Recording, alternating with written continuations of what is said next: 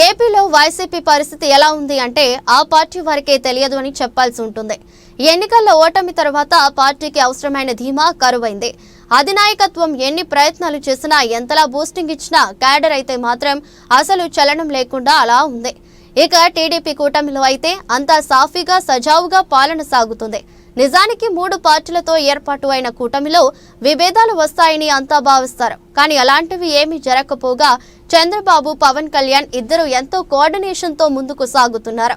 పవన్ వైపు నుంచి సమస్య అయితే రాదు అని తేలిపోయిన వేళ అనూహ్యంగా టీడీపీ వైపు నుంచి ఒక చిన్నపాటి తుఫాన్లా వచ్చింది. అదేంటి అంటే నారా లోకేష్ ని ఉప ముఖ్యమంత్రిని చేయమని. ఇదే పొగరాదు అన్నట్లుగా ఈ వ్యవహారం మారింది. నిప్పు ఎక్కడ ఉంది అన్నది తెలిసేలోగానే వ్యవహారం చాలా ముదిరిపోయింది. ఈ నేపథ్యంలో తమ్ముళ్లు వర్సెస్ జన సైనికులు అన్నట్లుగా సామాజిక మాధ్యమాలలో రచ్చ సాగుతూ వచ్చింది. ఒక విధంగా ఇది జనసేన టీడీపీల మధ్య చిచ్చు పెట్టేలాగానే ఇష్యూ ఉందని అంతా అనుకుంటున్న నేపథ్యం ఉంది. ఎందుకంటే నారా లోకేష్ ని ఉప ముఖ్యమంత్రిగా చేయాలి అన్న డిమాండ్, మరోవైపు జన సైనికులకు పవన్ కళ్యాణ్ ని తగ్గించాలి అన్ని చూస్తున్నట్లుగా వినిపిస్తుంది. అంతేకాదు పవన్ కి పోటీగా అన్నట్లుగా కూడా వారు భావిస్తున్నారు. దాంతోనే సోషల్ మీడియాలో ట్వీట్లు అలా వెల్లువలా వచ్చి పడుతున్నాయి.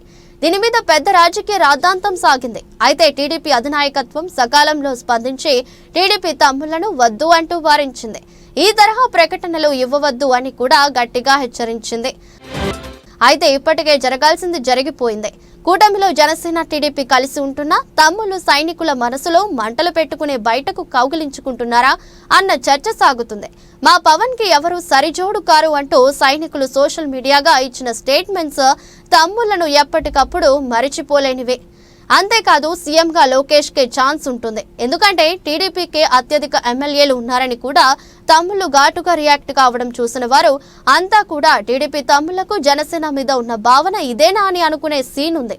టీడీపీ హైకమాండ్ అలర్ట్ తో వ్యవహారం తాత్కాలికంగా సద్దుమణిగినట్లుగా అనిపించినా కూడా 2 పార్టీల మధ్య ఏదో గ్యాప్ ఉందన్న బీజం అయితే పడింది.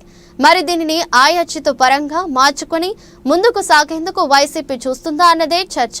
ఎందుకంటే టీడీపీ ఏమి చేయాలనుకుంటుందో వారి దృష్టిలో ఉప ముఖ్యమంత్రి ఎవరో బయటకు తేట తెల్లమయ్యాక జనసేన ఇదివరకులా ఉండలేదు అని అంటున్నారు. అదే సమయంలో పవన్ సీఎం అని జన సైనికులు గట్టిగా మాట్లాడటం మొదలెట్టాక ఆ పార్టీ రాజకీయ లక్ష్యాలు ఏమిటో ఓపెన్ అయిపోయాక టీడీపీ కూడా రిలాక్స్ గా ఉంటుందని అనుకోవడానికి లేదు అని అంటున్నారు. అయితే పైన ఉన్న చంద్రబాబు, పవన్ కళ్యాణ్ ఇద్దరు పూర్తిగా పరిపక్వతంతో ఆలోచిస్తారు కాబట్టి ప్రస్తుతానికి ఇబ్బంది లేకపోయినా గ్రౌండ్ లెవెల్లో మాత్రం గ్యాప్ అన్నది ఉన్నది అర్థమవుతుంది అంటున్నారు. ఈ గ్యాప్ ని ఎంతవరకు పెంచి పోషించి తనకు అనుకూలంగా వైసీపీ మార్చుకుంటుంది అన్నదే చర్చగా ఉంది. మరి వైసీపీ రొట్టె విరిగి నేతిలో పడబోతుందా, లేక ఆ రొట్టెని నేతిలో పడకుండా కూటమి చూసుకుంటుందా అన్నది తెలియాలి అంటే రానున్న కాలమంతా వేచి చూడాల్సిందేనే అంటున్నారు. రాజకీయం అంటే ఇంతే, ఎప్పుడేమి జరుగుతుందో ఎవరికీ తెలియదు. కాబట్టి వెయిట్ అండ్ సీ.